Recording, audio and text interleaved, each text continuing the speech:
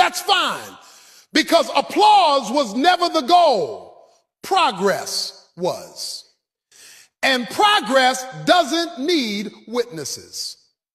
Let me tell you something real. Everybody loves the highlight, the trophy, the check, the title. But nobody loves the practice, the lonely grind, the boring repetition, the same move again and again with no guarantee it'll pay off. That's where most people quit, not because they're weak, but because they want proof too early.